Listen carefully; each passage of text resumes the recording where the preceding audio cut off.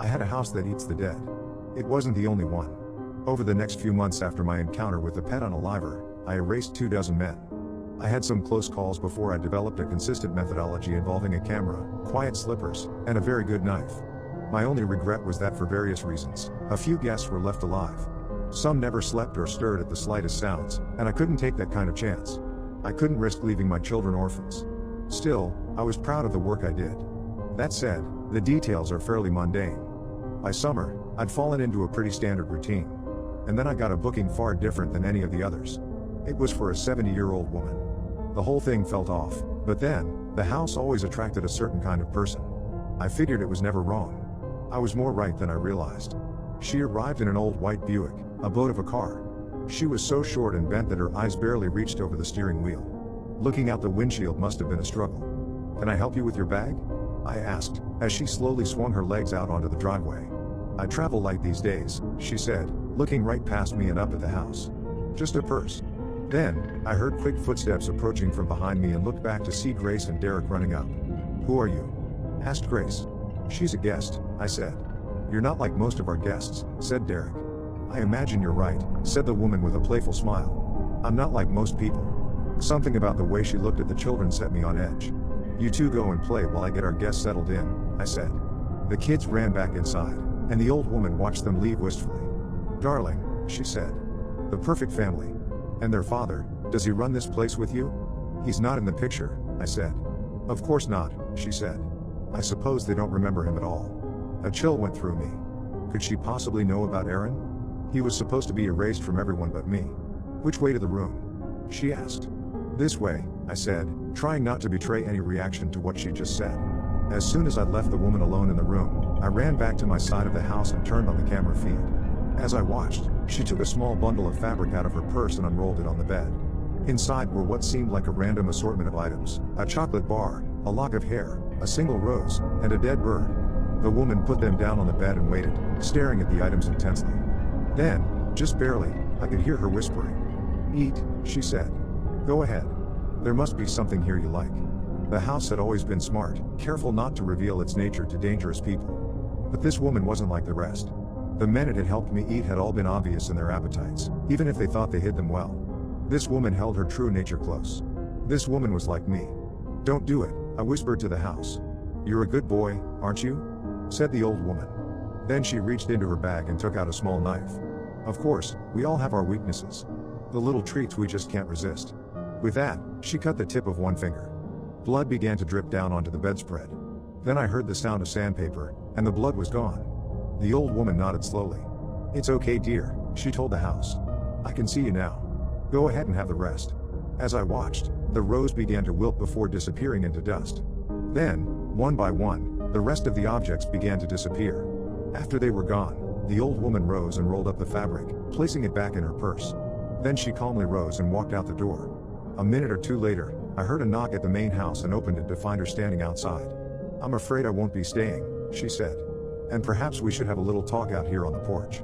You'll forgive me if I'd rather stay outside." I nodded and walked out, shutting the door behind me. "Who are you?" I asked, my heart pounding. "Oh, I've had a lot of names. People who don't like me call me the Crone. I used to hate that name, but I suppose it's become a bit of a badge of honor." "What do you want?" I asked. "Nothing at all," she said. "I just heard rumors of a new homeowner in town and wanted to reach out.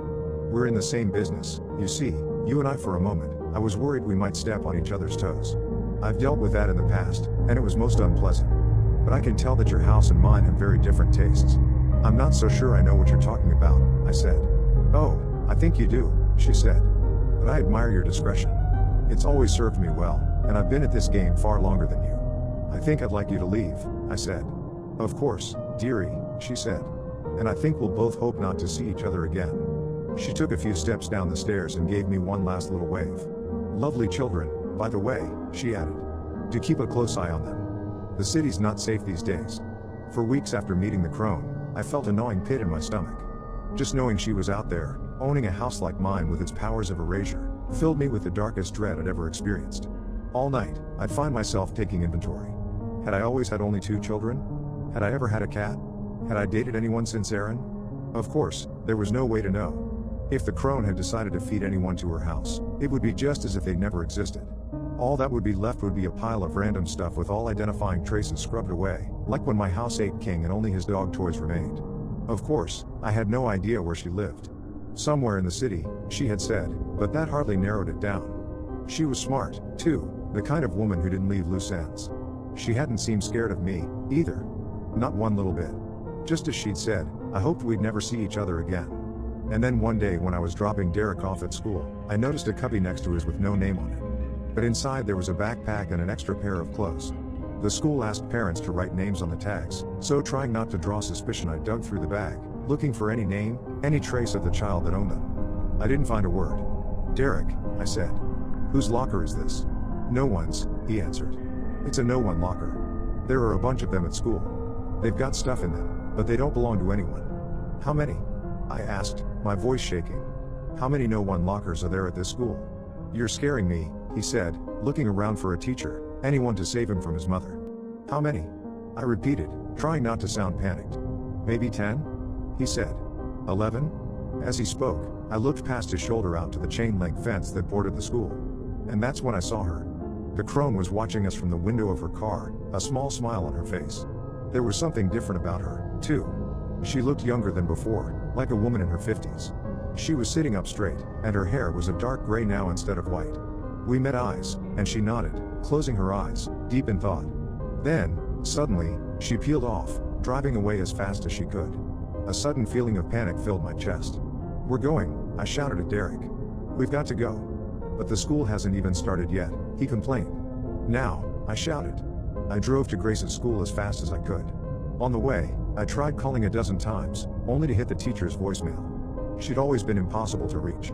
It had started to rain in sheets, and I could barely see. I couldn't stop shaking. Every once in a while, I had to turn back to look at Derek just to make sure he was there. Finally, we reached the small home preschool where Grace had been attending. It was just a lady's house with a few toys and games scattered around, but it was something we could afford, and Grace seemed to like it. I ran in, dragging Derek behind me. Inside, a few of Grace's classmates were playing blocks, laughing, totally oblivious to the storm outside. Vaguely, I felt like I remembered the school as much more full when we'd first enrolled, but that wasn't possible, right? No one had left as far as I could remember. I need Grace, I told the teacher. Something's come up. She needs to come home. There must be some kind of mix-up, said the woman. I'm sorry you came out here in the rain. Grace left with her grandmother just a few minutes ago. I could have screamed and shouted. I could have called the cops. I knew neither would help. I took Derek and walked him back to the car. I didn't cry. I wouldn't let myself. There would be time for that later. Right now, I had to think. You have a sister, I told Derek as we got in the car. You remember her, right? You mean Grace? Of course, I do. Good, I said. Because as long as we remember her, it means she hasn't been erased. And that means we still have a chance to save her. My sister is Grace, he said. My sister is Grace.